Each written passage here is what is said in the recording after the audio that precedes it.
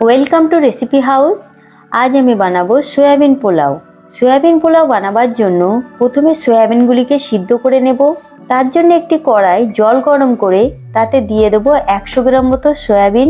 সয়াবিনগুলিকে medium ফ্লেমে 1 থেকে 2 minute ফুটিয়ে নেব। 1 থেকে 2 মিনিট পর সয়াবিনগুলিকে জল ঝরিয়ে তুলে নেব। এরপর গরম কড়াই দিয়ে দেবো 4 থেকে 5 চামচ সাদা তেল। তেলটি গরম হলে দিয়ে দেবো 1 চামচ ঘি।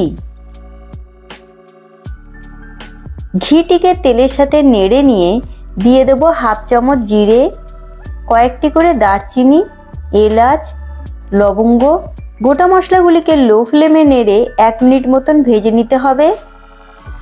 গোটা মশলাগুলি ভাজা হয়ে এলে দিয়ে দেবো একটি কুচিয়ে রাখা পেঁয়াজ। পেঁয়াজটিকে নেড়ে 1 থেকে 2 মিনিট ভেজে নেব। পেঁয়াজটি হালকা ভাজা হয়ে এলে দিয়ে দেবো কুচিয়ে রাখা গাজর, ডিম কড়াই, 4টে কাঁচা লঙ্কা।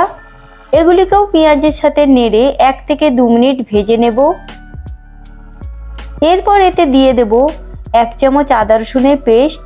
আদা রসুনের পেস্টটিকেও সব কিছুর সাথে নেড়ে 1 মিনিট মতন ভেজে নিতে হবে। আদা রসুনের পেস্টটি ভাজা হয়ে এলে দিয়ে দেব কুচিয়ে রাখা টমেটো, 1/2 চামচ জিরে গুঁড়ো, পরিমাণ মতো নুন। এই সব কিছুকে নেড়ে 1 থেকে 2 মিনিট কষে নেব। মশলাগুলি কষানোর পর এতে সিদ্ধ করে রাখা সয়াবিনগুলিকে দিয়ে দেব। সয়াবিনগুলিকেও সব কিছুর সাথে 1 থেকে 2 মিনিট নেড়ে নেব। 1 থেকে 2 মিনিট পর এতে দিয়ে দেব 250 থেকে 300 গ্রাম বাসমতি চাল। চালটিকে আমি ভালো করে ধুয়ে 1 ঘন্টা ভিজিয়ে রেখেছিলাম। চালটিকে সব কিছুর সাথে 2 থেকে 3 মিনিট নেড়ে নিতে হবে। এর জন্য পোলাওটি কিন্তু খুব সুন্দর ঝরঝরে ভাবে তৈরি হবে। এবার এতে দিয়ে দেব চালের দ্বিগুণ পরিমাণে জল।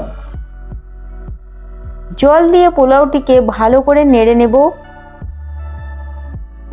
পোলাওটি ফুটে উঠলে দিয়ে দেব 1 চামচ চিনি। চিনি দিয়ে পোলাওটিকে ভালো করে নেড়ে নিয়ে এটিকে ঢাকা দিয়ে মিডিয়াম ফ্লেমে 7 থেকে 8 মিনিট ফুটিয়ে পোলাওটিকে বানিয়ে নেব। 7 থেকে 8 মিনিট পর পোলাওটি যাতে ঝরঝরে ভাবে তৈরি হয় তার জন্য গ্যাসের ফ্লেম বন্ধ করে আরও 7 থেকে 8 মিনিট রেখে দেব। 7 থেকে 8 মিনিট পর পোলাওটি তৈরি হয়ে গিয়েছে। এবার এটি পরিবেশনের জন্য একদম রেডি। যদি আমার তৈরি রেসিপিটি আপনাদের ভালো লেগে থাকে তাহলে ভিডিওটিকে লাইক এবং শেয়ার করবেন। এই রকম সুস্বাদু রেসিপি পাওয়ার জন্য আমাদের চ্যানেল রেসিপি হাউসকে সাবস্ক্রাইব করতে ভুলবেন না।